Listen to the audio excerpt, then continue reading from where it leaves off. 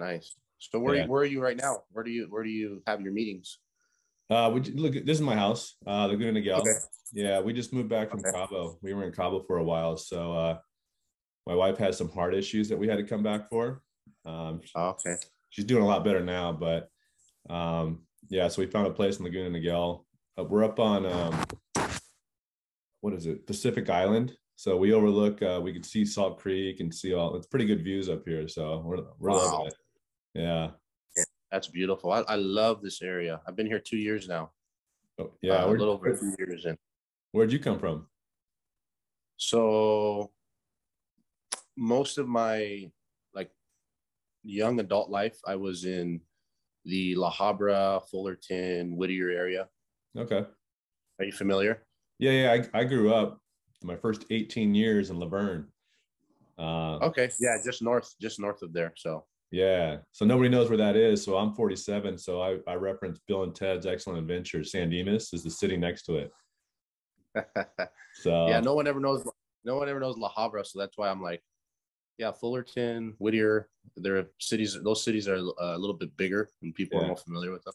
yeah, That's where I trained for, you know, almost 8 years in Fullerton with Eric. yeah. Eric Paulson, right? Yeah, yeah, that's where I got Yeah. my black belt from. And like I said, recently I moved down south, and I'm with Nick now. We're at Peaceful Warrior, and I'm teaching the kids class, the adults. You know, I started training with Jiva Santana too about 4 or 5 months ago in Tustin. Mm-hmm. I don't know who that Yeah, is. what's that? I don't know who that is. Oh yeah, he's look him up, the arm collector. Oh, really? That's a good Yeah, nickname. I like that. sick jiu-jitsu teacher and practitioner. Yeah, Dude, he's 50 years old and he just destroys everybody. really. That's It's good. freaking That's good to know because I just turned 47 and I'm like, am I getting too old for this now? So should I start slowing down? Because as you know, I just started training at Peaceful Warrior and yeah. I'm back to white belt. Like I started out 20 years ago in boxing, and me and my buddy were boxing, and I popped his ribs, and he was a server at Claim Jumper in Huntington Beach, and Uh-huh. the manager said, "What? Why can't you hold the tray like a normal person?" He says, "Oh, I was boxing, I hurt my ribs," and he says, "Well, if you want to learn how to fight, come to my place." And he was an Olympic judo guy, Okay. so we went to him, and it wasn't a studio or a gym. It was he knew the high school principal of McKellen or something, some beach, some high school in Long Beach. So we would just go to the high school gym every night, and he had the keys, and we would just go there. And he taught us judo. He would bring in jiu-jitsu guys. I mean, we started fighting and rolling, and then some of those guys went on to fight in King of the Cage. Wow. I never actually got into the cage there, but we started doing smoker fights in between different studios. And Yeah. I was hooked. Like that's how I got into it. I busted my knees, my hands. I get all the injuries, and now like I'm 47. I've been doing Krav. I've been staying pretty active throughout my whole life. But now at 47, like I was telling you the other day, I've never put on a gi before. Like we used to just train, like get in there and go fight. Like, what is this? Get this off Yeah, of now me. I've got a gi and those guys are tight. I'm like, oh my gosh, that's so. I've never had that. So it's a Yeah, whole other puzzle to figure yeah. out. Yeah, I love the game. Speaking of injuries, yeah, I've had my share of injuries too over the years, and I agree with you. It's for me, martial arts jiu-jitsu has been super addicting just because it has all the it just nothing but benefits Yeah. aside from the injuries Yeah. that, you risk and stuff like that. But it's just been a catalyst for self improvement in my relationships and business and in my health, just in life in general. Yeah. And that's what's weird is a lot of people think, like when I used to tell them, this was before even MMA was legal in California. They just have such a stigma of like, oh, you guys get in a cage and fight. What? That's so barbaric. Da, da, da, da, da. And it's like, I've never been in a street fight after I started training. I respect, I'm more cordial. I'm more relaxed. Like, yeah, I'm more beat up. And my wife's like, are you sure you want to keep doing this? But I mean, there's worse things to be addicted to than fighting. I mean, I Oh think yeah. usually, I mean, when we both have our kids in it for obvious reasons, I mean, I think it's great to have kids in it. You know, your kids are in it. My son's been doing it since he was 3. He's now 8. I think it's hugely beneficial to get the kids in. And a lot of people are like, oh, well, what about team sports? It teaches them this and this and that. And he doesn't even want to do team sports. He surfs and he fights, and that's all he wants to do. And if soccer, we drove by somewhere in San Clemente and they were playing soccer, and I says, do you want to get back in it? And I could see the wheels turning. He says, well, would I have to practice when that would take away from my fighting and surfing? I said, yeah. And he goes, okay, I'm good. I'll stick to what I do. And I'm like, all right, I'm not going to force him to do anything, but Yeah. yeah, he loves it. No, I love to hear that. I think that's a beautiful combination. And like you said, you know, training it just leaves you calm. Like after a hard roll session, I'm so relaxed and I'm so much more open to deal with conflict and challenges, and it's just like I said, it's just been a huge it's been one of the most meaningful journeys, and I'm still in it, you know. Just because you get your black belt doesn't mean you stop or you've learned it all. It just means that you've acquired, you know, a certain amount of knowledge, and that and that you never gave up. You know, you're still learning and stuff like that. So, you know, that's kind of what inspired me to create my Instagram page when I made it. It's just CSW Black Belt Journey, because the journey continues. You know, as soon as I got my black belt, I started. It was I'm a new black belt. I just it was right in the COVID, fucking COVID, right in the COVID era or time. That's when I got my black belt, and we you know, started teaching, and teaching is a whole nother realm that really helps you sharpen your game, which, you know, has helped me a lot. And unfortunately, because of the COVID thing, I haven't been able to compete a lot. I did compete for the first time at Black about 6 months ago at the World League, but that's the only time I've been able to compete. So I'm hoping.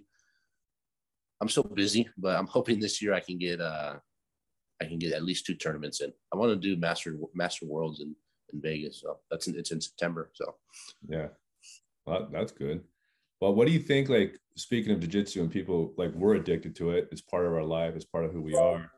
Why do you think most people don't stick with it? I mean, is it just the pain, or what? Like, what is your perspective on it? That's a good question.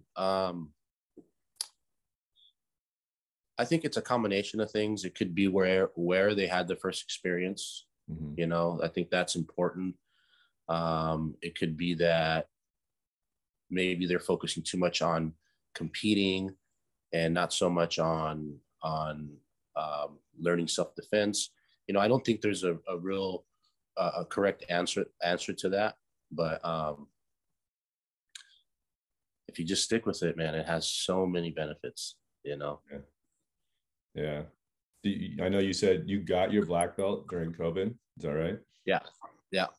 Did you see a lot more people taking the classes? Or, I mean, I know they couldn't because it wasn't open, but do you see more people getting involved, realizing that the world's gone to shit? It's better to protect yourself and be physical than it is to just be a vegetable. Yeah, you know what? It's funny because we never shut down.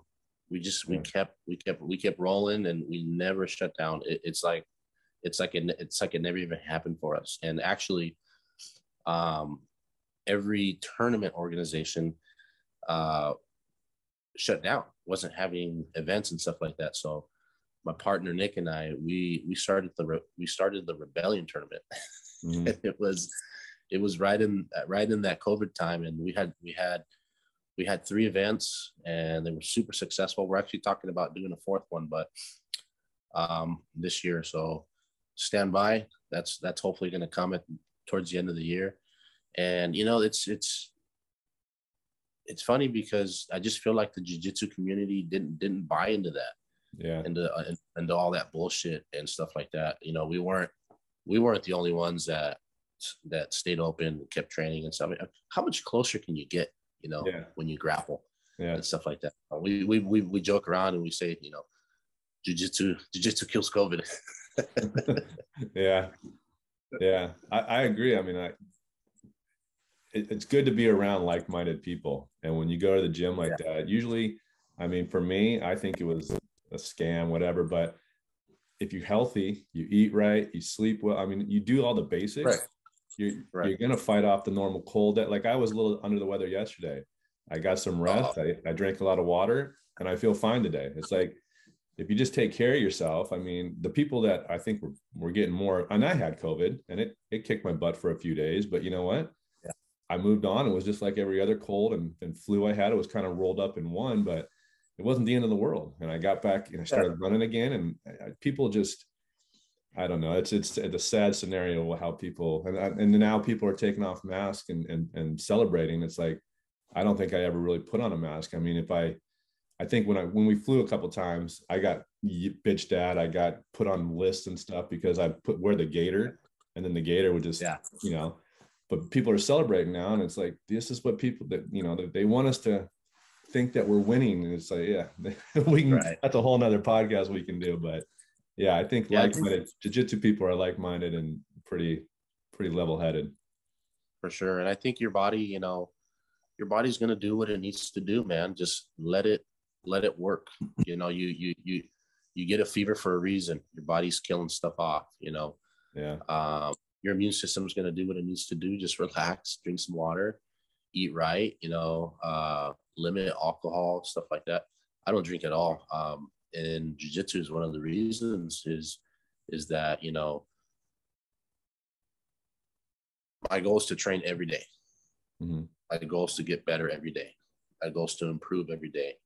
And so one of the changes I had to make was, if I want to be the best I can, I got to eat right. I got to get rid of the bad shit, So you know how it is. You have 2 beers and the next day you don't function the same. Yeah. You're cloudy, your head's, your mind's not sharp, your body's sluggish and stuff like that. So I think your body is just, our bodies are remarkable, to be honest. Yeah. In my opinion. I was actually joking with Nick last night because I asked how his birthday went, and he said, "Oh, it wasn't that bad. I was home by 10:30." I said, "Yeah, I spent a lot of my 20s partying so much that now, if people like, if he invited me to his birthday, I'm like, I have to take 2 naps if I'm going to stay up past 9 o'clock." So that's just because you're almost 50, brother. that is true. That is true. Yeah. I'm right behind you. I'll be 40 soon. Oh, well, you're a young buck, man. I am. Yeah. I just turned 37 in March. March what? March 17th, St. Patrick's Day. Oh, mine's March 16th. Oh shit! There we go. Yeah, 1 day apart. Yeah, so in my 20s, I used to parlay the 16th and then the 17th, and it was a big. Of course. Yeah. It was a party week. St. Patrick's Day. Happy birthday! That's cool. So you just turned 30. What? 37? Just turned 37. Yes, sir. Wow. Yep. 10 years older. I'm 10 years older than you. Yeah. I kind of I guess it's I feel like I started a little late with my second time around when I in jiu-jitsu. 27, and I was 27 when I came back, and it's actually when I first stepped foot into Eric Paulson's gym in Fullerton. I remember rolling with came in and I rolled with a brown belt in the gi, and that was like the first time I ever really felt jiu-jitsu and experienced it. So I'd trained before when I actually got introduced. Let me back up a little bit. I got introduced to jiu-jitsu when I was 13, and I trained for a few years with my brother. And then life happened. I took a break. I came back my second time at 27, and it's been tunnel vision since then. So when I came back at 27, I stepped into Eric Paulson's gym. I rolled with a brown belt. I don't remember his name. I just remember being mind blown. Like, what is this guy doing? Like, I don't stand a chance at all. Like anything I would try or what I thought I knew, it was just like his hips would move left to right. He'd cut angles. He'd take my back just so effortless. And I'm like, I got to learn how to do this. That's the first time I really felt that. I'm like, and since then it's been tunnel vision. Yeah. I'm like, I was determined to learn it. I felt like it was like a superpower. Like, how is it that this guy, and I was much bigger than him, how is it this guy is just completely dominating me? Like, yeah, it didn't make any sense to me. Yeah, that's exactly what happened to me. I went in thinking I was, 6'2", 220. I'm gonna throw people around, and I got tied up so quickly. And I think that's to answer my own question. I think that's what deters people. They go in there thinking they're going to be a badass, and they get reality and they get humbled, and then they walk away. With me, I got humbled, and I loved it. And I was like you with the brown belt, I was like, how do I do this? Like, this has got to be the next level. And I took to it and I loved it. But I do see a lot of people. Like, we used to, back, again, I'm aging myself, 20 years ago. What was it? It was tap out. Everybody on the corner and wanted to, be tap out, and they were all fighters. So our gym was in Long Beach, and we get the street guys coming in thinking they were tough. And it was just, hey, you might be tough in the bar with a 1-2 fight or a 1-2 punch, but when we tie you up and roll you, and they'd get so frustrated and yell and curse. And then they leave, and it's like, all right, it's better to weed them out the first couple of days than to figure out their knuckleheads later. But yeah, I loved it. I mean, like, just like you, I think, how do I figure out this puzzle? And that's what it is to me. Like, even now, rolling with these guys at Peaceful Warrior, I think his name was Justin. He's a blue belt, I believe. But I'm tapping out. He's getting me in these things, and I'm like, how do you do that? How do you do that? He's like, let's talk after class. And I came up to you afterwards too. I'm like, I get stuck. I'm just sitting there like, what do I do with these gis? It's a trip, but I love it. I love it so much. And I love it. To me, it's just another puzzle I got to figure out, and I got to get better. So yeah, absolutely. And that's a good point. It's probably why a lot of people quit. They've got an ego thing, and they come in and they get humbled. And so, I totally agree that can be also one of the reasons.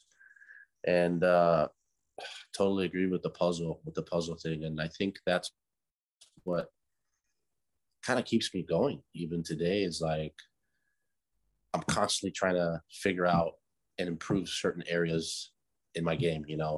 Like, I'm trying to get super fluid with single leg X, and I'll spend time perfecting that area. And then once I feel I'm pretty good there, I'll realize that I suck at 50-50. So I'll spend time in 50-50. And then I'll go back to pressure or passing the guard and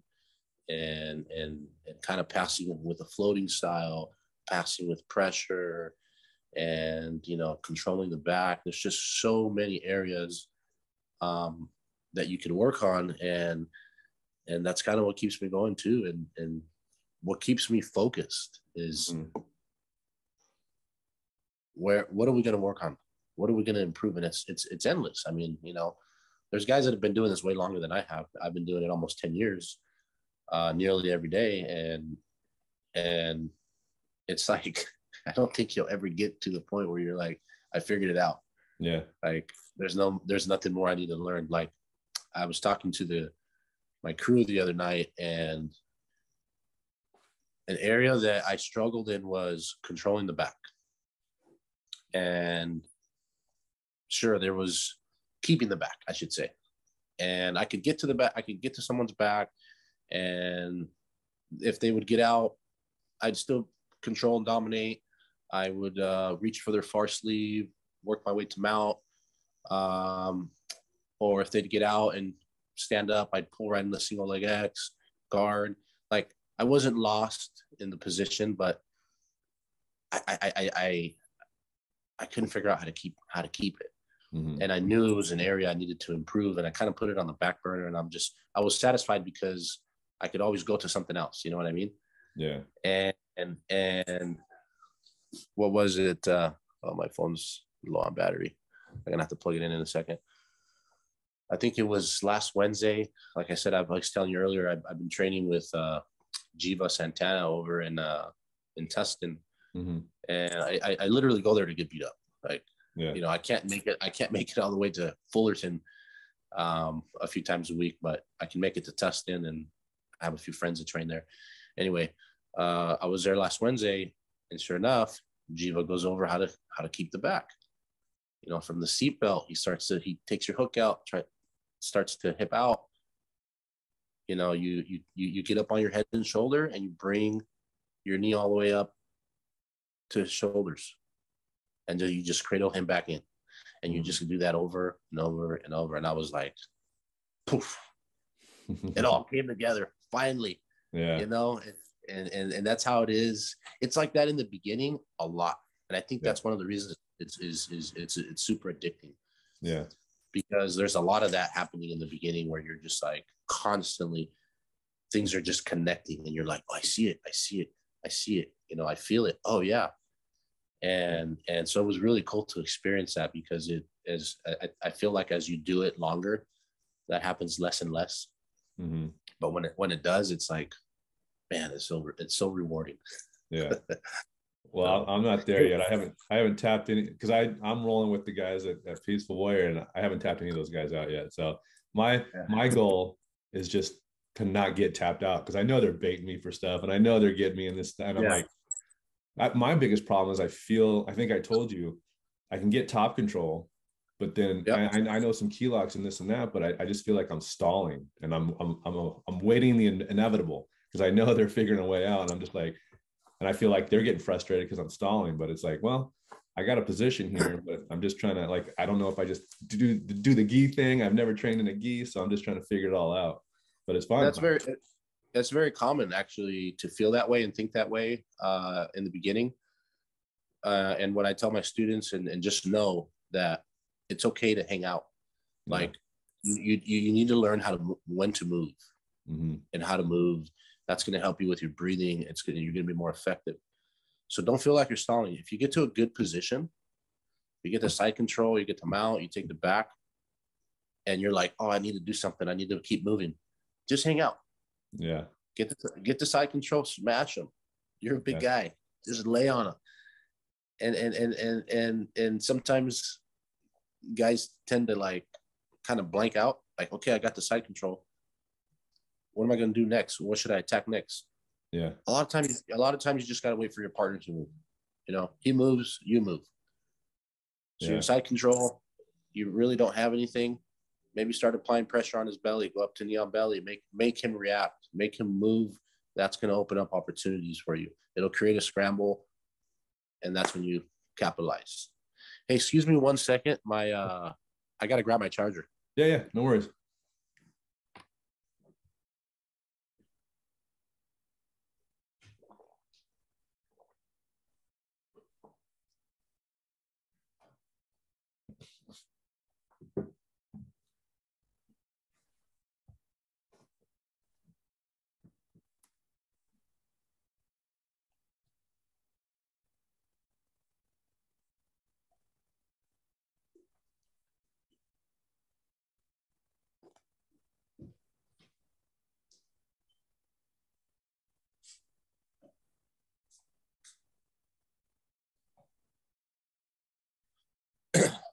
Sorry about that.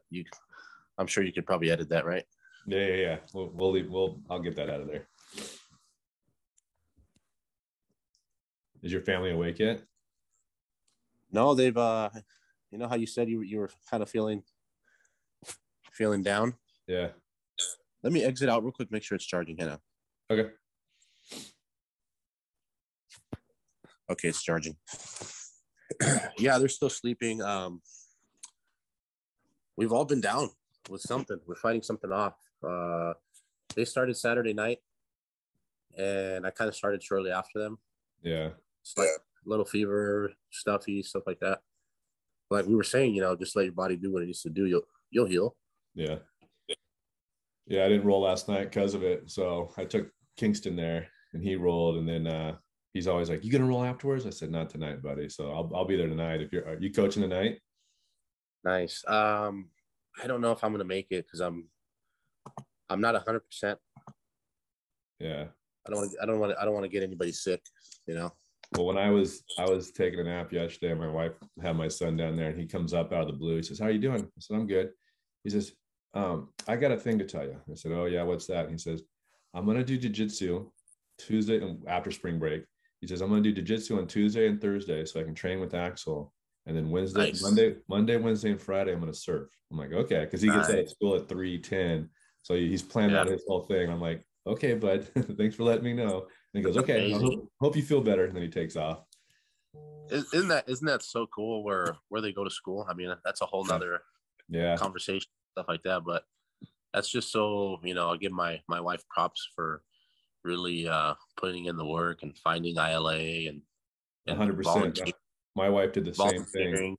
Yeah. Yeah.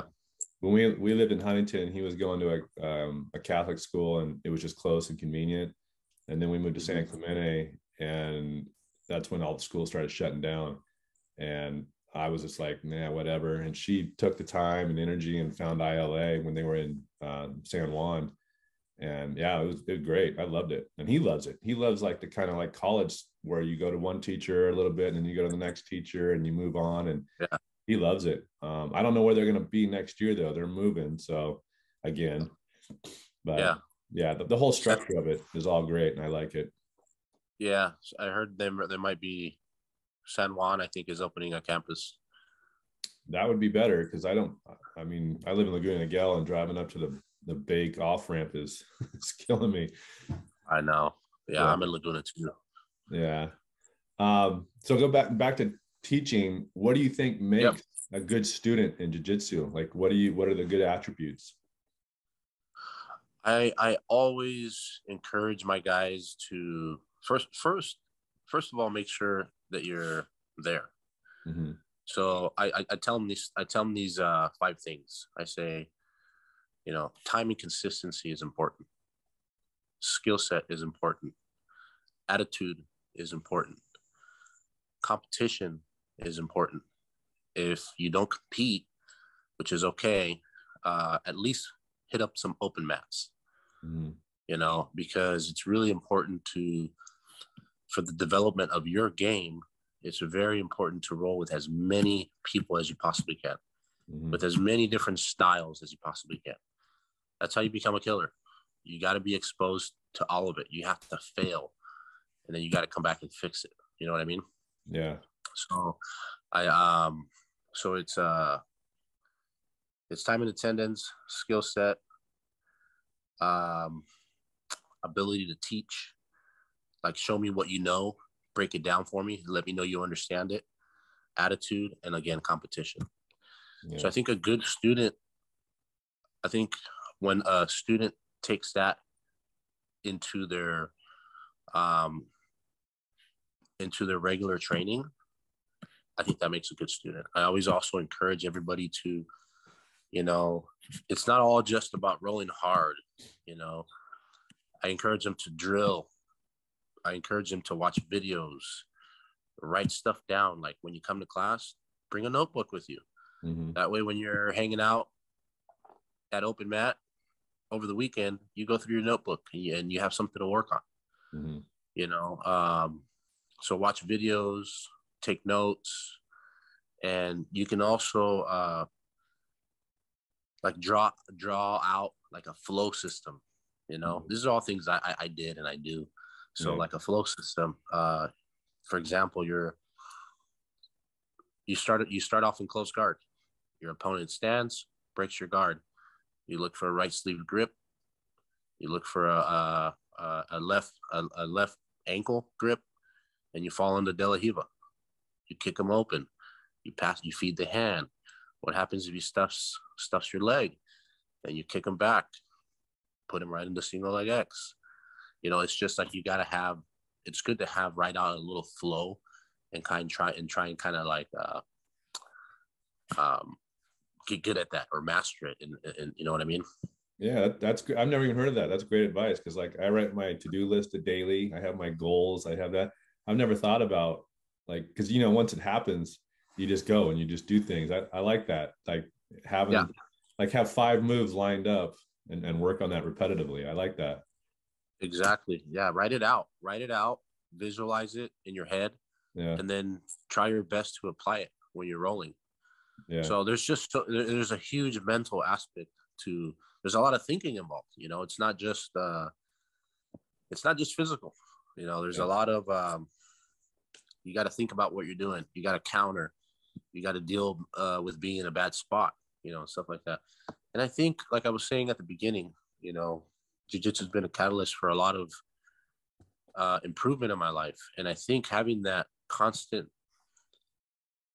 challenge mindset of dealing with a problem and fixing it and adapting, man, those are skills you need for business. Yeah. Those are skills you need for in your marriage, like being patient. Yeah. And stuff like that. So yeah, jiu-jitsu has been one of the most meaningful journeys in my life. So yeah, I tell people it's like a chess match. Like a lot of people, not so much now, but when they're watching UFC and they hate it to go to the ground. I love it yeah, because it's you're seeing the little intricacies of how one little move can change, and I love it. And then when you're doing it, it's the same thing. Like you think it's just a chess match to me. It's not just two guys just going at it, beating the shit out of each other. It's actually you're thinking, you're strategically trying to position yourself different ways, and that's to me, it's the addicting part of it. Because like you said, it's not just, you don't just go in there like and just like Shrek. Like you go in there and you think, and you're always constantly moving and trying to progress. So yeah, I agree with that. Exactly. And that kind of goes with what we talked about earlier, getting to a good position and hanging out. Yeah. And waiting for your partner to move and stuff like that. So yeah. Well, you were gonna ask something? How do you think, because I've had a couple other jiu-jitsu guys, I know a lot of jiu-jitsu guys, how do you think promotions, do you think some schools or some dojos put the belt or advance you sooner? Or what is your take on that? Do you think how long should people wait until they think they're going to advance? Or, I mean, I know That's you don't the student's not supposed to ask your question, when am I going to get the next belt? But like, what is as a teacher, what is your philosophy? That's a really good question. And so going back to what I mentioned to you about the 5 requirements that I have or that I ask for of my students. Mm-hmm. So those they have to do, and in order to be promoted. So, let's use attitude for an example. If you're a brown belt or you're a purple belt and you're really good at jiu-jitsu, but you're always hurting somebody, or you have this egotistical attitude and you're going out to the bar and fighting people and you're giving us a bad name and stuff like that, mm-hmm. I'm not going to promote you. Yeah. You're not representing yourself well. You're not representing us well. So that's attitude. That's a good question because, that can get tricky. And there's different ways to look at it. If you're a competitor, I believe you stay at your belt a little longer. Mm-hmm. When you're a competitor, in my opinion, and you got to be careful. You have to be careful promoting competitors too fast, because if they're not ready for it, and you promote them to the next level, and they go out there and get smashed, mm-hmm. that can be very discouraging mentally. Yeah. So you have to be very careful. And so my rule of thumb is, from white to blue is 1 to 2 years. And that's training consistently, okay, mm-hmm. with all the requirements I mentioned. So it's 1 to 2 years. And the analogy I like to use, and I often bring up to my students, is that everybody runs a mile at a different pace. Some of us run it in 7 minutes, others run it in 15 minutes. Just do the best you can. Mm-hmm. Absorb and learn as much as you can. So white to blue is 1 to 2 years. Blue to purple is 2 to 3. Okay. Purple to brown is also 2 to 3. By the time you're a brown belt, in my opinion, if you're training consistently, it can be 1 to 2 years before you get a black belt. Mm-hmm. So all in all, 7 to 10 years if you're training consistently. Yeah. I know guys that have been training 15 years and they're at blue. Everybody's different, Yeah. So I hope that answers. Yeah. Hope that helps. And I spoke with somebody the other day, and he said, 10th Planet. He goes, I've been rolling there for 4 years, and there's guys we don't get promoted at all. I'm like, oh, I don't know if that's good or bad. I don't know too much about 10th Planet, but yeah, like everybody, I know guys in Michigan who it's really difficult to get up. And there's one of my Army Ranger buddies is a white belt, and he just keeps competing and stuff. But he's like, I don't even expect to get any higher because I don't think our guy's going to let us. But it's Yeah, you see interesting. it all. Yeah. Yeah, you see it all. I'm not going to mention any names, but I know academies that kind of have the same philosophy, and we call those sandbaggers. Yeah. I think a lot of times coaches want to look good, and they want their school to look good, so they don't promote the guy. That's Yeah. not fair. Yeah. That's not fair either. So we call those sandbaggers. Do you see a lot of I people jumping from gym to gym with that, like if they don't get promoted or if they're not happy? Yeah, that can also put a damper on how you get promoted if you're constantly moving around and stuff like that. Yeah. You don't really start over, but you kind of do. Most gyms will let you keep the belt that you have, but you got to kind of learn their system and prove yourself and stuff like that. But yeah, it can get tricky, and there's, like I said, there's academies that don't promote. I have seen others that get promoted too fast, but it is what it is. If you, at the end of the day, if you don't quit, you just keep rolling, even if you got promoted early. Yeah. You're gonna catch up, and my sensei Eric Paulson, I like the way he says that a lot of the times students will rise to the occasion. They're at that cusp, Mm-hmm. and as soon as you promote them, you're like, he wasn't a blue belt today, but in a week, I guarantee you, he's gonna be a blue belt because he's gonna feel that pressure. He's gonna train more. He's gonna want to have to keep up and stuff like that. So Well, that's where there's I'm just at. different. Yeah, because when Yeah. I just started with Peaceful Warrior, and the big guy I just saw yesterday taught the kids. He taught one of my when I was in it, and he says, okay, because I walk in with a white belt. He says, have you ever rolled before? And I just feel awkward because I've been in cages and I fought and I do all this, and it's like, well, I know a little, and so then I went over with the white belts, and I'm like, okay, it's humbling. But I don't take it as a shot against me. I don't take it personal. I got to start at the beginning, just like everybody else, and I'm eager to progress and move forward. Yeah. So it's just another challenge to me. Kingston is Kingston is a perfect example. Like, I noticed he came in and he's got some moves. I mean, he's not new. Yeah. He's not new, absolutely. But and then I noticed he was wearing a white belt. So I'm like, okay. So he's start, like I said, he trained other places. He came here. He obviously knows how to roll, but he kind of has to start from square one. But in a situation like that, he would be promoted much faster, if that makes sense. Yeah.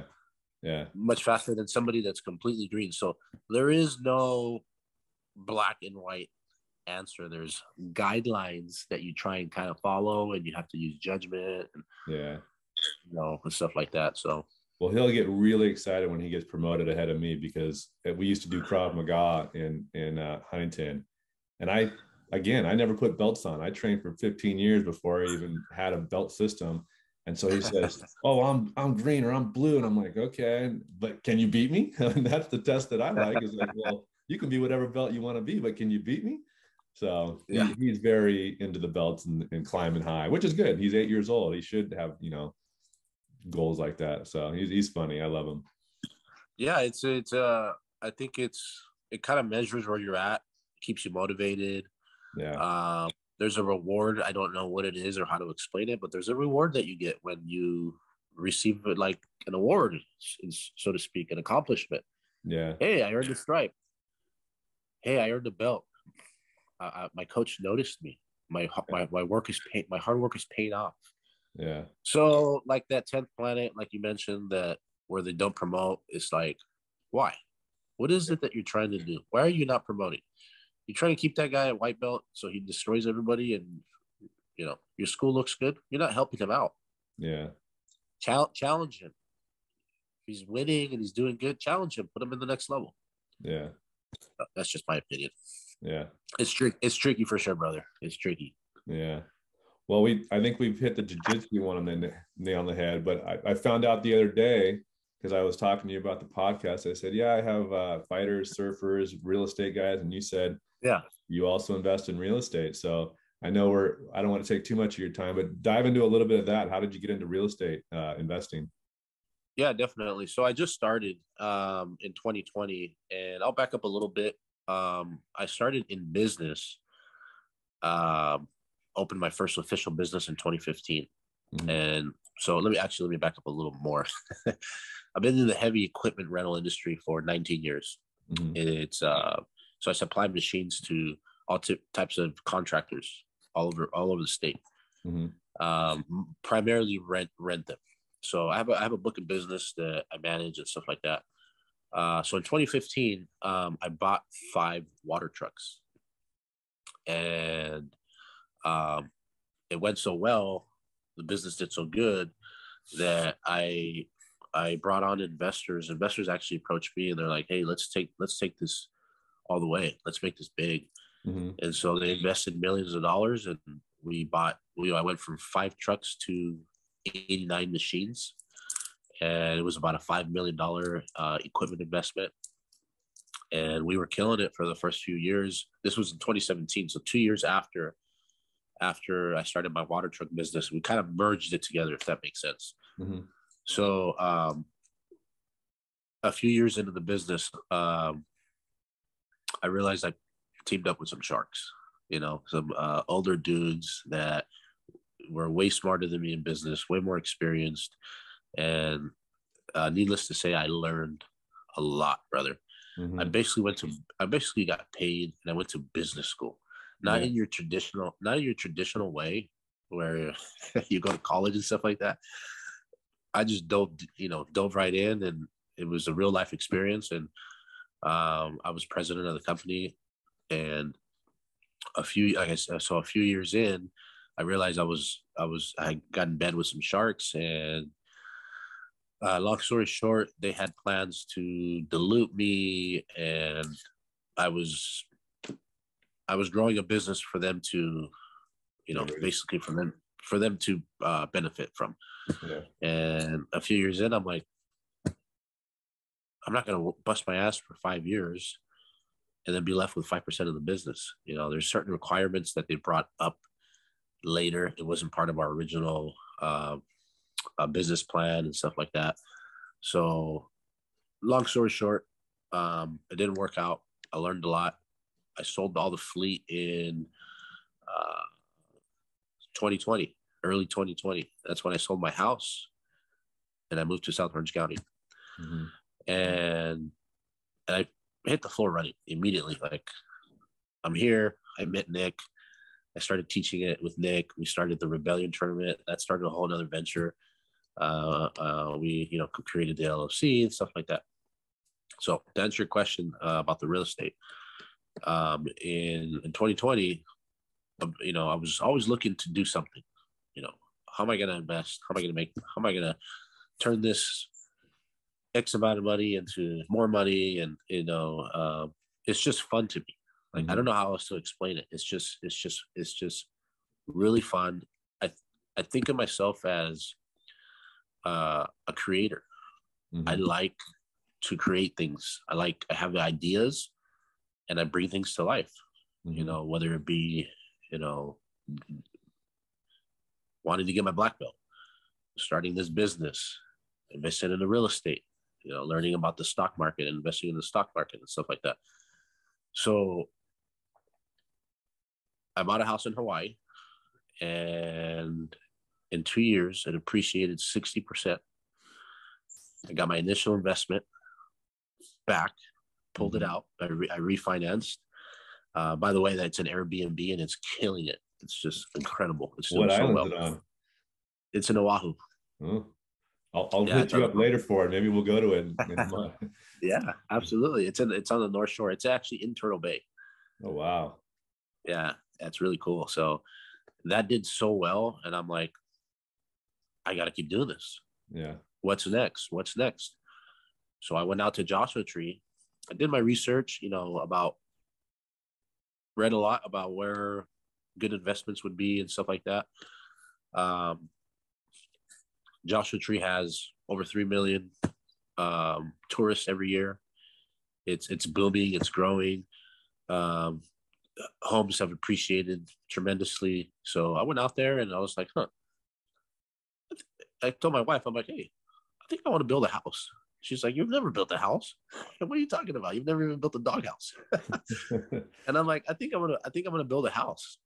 So I went out there, I bought a piece of land, got all my permits, got my house designed, got all that done. And sure enough, I should be breaking ground in May out there. Wow. Yeah. So it's fairly new, Mm-hmm. but it's successful. And I have goals, like I was telling you, I'm 37. I have a goal by 40. My goal is to have 10 units, whether that be 10 houses or a duplex. I want to have 10 units. Yeah. I want to create cash flow for myself. Like the Hawaii, like the Hawaii house. Yeah. So that's my goal. I'll do this one in Joshua Tree. It should be done hopefully by the end of the year. And next year I'll do 2 more. That'll put me at 4 because I'll have more capital. So are you just turning them like the Joshua Tree one? Are you going to turn that into Airbnb, or are you just going to build it and sell it and then put that money towards something else? Yeah, I'm going to see where the market is. Things are changing. Interest rates are going up. Right. So the real estate market is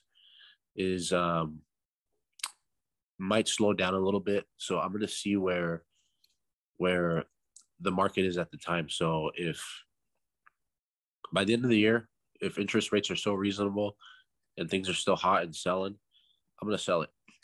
So it appraised at 630,000, and I'm going to build a house for 300 grand. Yeah. So do the math, that's going to be a nice chunk of change there. So if the market stays hot, I'll sell it, and then I'll do 2 more. I'll do 2 more next year. But if it doesn't, I'll either do a long-term rental or I'll do an Airbnb. So either way, I think it's a pretty bulletproof plan, if that makes sense. Do you have any mentors or anybody that's kind of helping you along, or are you just learning as you go? No, my wife, she's a real estate agent. Mm-hmm. So she's educated me a lot on the way, she's really smart with this kind of stuff, with loans and how to refinance and when to refinance and she's really savvy with money, with real estate. And so she's been my guidance. Yeah. I'm the one that kind of pulls the trigger and is a bit impulsive and takes the risk, but she's the one that kind of is in the background educating and helping out and stuff like that. Yeah, I'm like you. I like to create things, start new businesses, and my wife's in mortgage industry, so she knows all this same stuff, loans, real estate, and all that. And I'm just like, she's a numbers person, and I'm the creative person. So we there you go. Yeah. So you know exactly what I'm talking about. 100%. Like when you're saying like you like to create, you like to, like I'm in that stage now with that project I was telling you about, and some people find it daunting and like, oh, it's just, I like that part, like getting the logos ready, getting the blueprint ready, and I like just checking off things as I go. And I like, that's the way my mind works. Her mind is like numbers, cranking out numbers, spreadsheets, and I'm like, that shit would drive me nuts if I had to do a lot of that stuff all day. Yeah, but it makes a good team, 100%. Yeah, 100%. Because some things that she hates doing creative wise, and especially with our son, I'll sit and draw with him, and she's like, "Oh my gosh, that's amazing." I'm like, it kind of comes to me good. But if I try to do anything with her industry, shoot me, like I'm still the guy who counts on his fingers. Like, wait, doing Kingston's math with it. I'm math on my hand. So, yeah. That's cool though that you're getting into that. That's awesome. It's a new venture. It's different, but not really. You know, like I said, I've been in the heavy equipment industry. I've been around construction my whole life. Yeah. So it's all about just creating and putting the pieces together, putting the pieces to the puzzle together, and making sure it happens. You know, I Yeah. go out there, buy the land. I deal with the city. I pull the permits. I find the architect. I find the soils guy. I have contractors bid for different trades. Like it's fun. Yeah. It's really not that hard. You know, Yeah. it's not that hard. It's just you got to just be you just got to be consistent. You know. Yeah. Well, I'm in a couple of different masterminds, and one of the things that I'm learning is don't get mad at the small stuff. Find solutions to the problems instead of going, ah, shit, this happened. Now I gotta spend a day solving it. Don't get mad at it. Just find solutions. And so I've been trying to train my brain to think of that way. Even with, with raising my kid, it's like, don't get mad at the small stuff. Find solutions and move on. Because getting mad at it isn't going to solve anything, but find solutions and, is the way that I'm trying to work on things and try to get more shit done. So Absolutely. yeah. Well, I know I didn't want to tell you, your phone's going to start blowing up here and your day is going to start getting kicked off. But how do people find you if they want to do privates with you or come train with you? How do people find you? Yeah, thank you for bringing that up. That's actually a little side venture I've also got going on. Yeah. I'm really driving that as of lately. So you can find me on Facebook. I'm sorry. Yeah, Facebook. It's Jiu-Jitsu private and small group training. Okay. That's just like that. That's what it's called. And it'll take you right to my page. You can click the call button and get a hold of me that way. You can message me. You can also message me on Instagram, Yeah. CSW Black Belt Journey. So yeah, that's another little side gig I've got going on, trying to kind of build that as well. I love teaching. You and I talked a little bit last week about making sure giving people the tools to feel confident and not feel scared about going to Cabo or going to wherever. You want to feel confident, and you want to know that you can handle yourself. So I want to give that to women, children, men, just help out in that way. So yeah, that's great. I 100% agree. Like we talked about it. I think being scared, and especially in today's world, is terrible. Like don't yeah. Don't walk out of the house feeling like you're going to be a victim, or you will be a victim. So yeah. You have a lot more knowledge in jiu-jitsu to help people. I can just facilitate where to go here, go there. And so, yeah, well, I appreciate giving up your morning for me and taking the time this morning. It was great. I loved learning more about you and the business aspects, the jiu-jitsu. I loved it all. I appreciate it. Yeah, thank you. I love what you're doing, and keep it up. And I'm sure we'll be doing this again, hopefully. 100%. And if you feel better, I'll see you tonight. If not, I'll see you sometime this week. All right, brother. All right. Thanks, Alex. Appreciate it. Peace out. Bye-bye.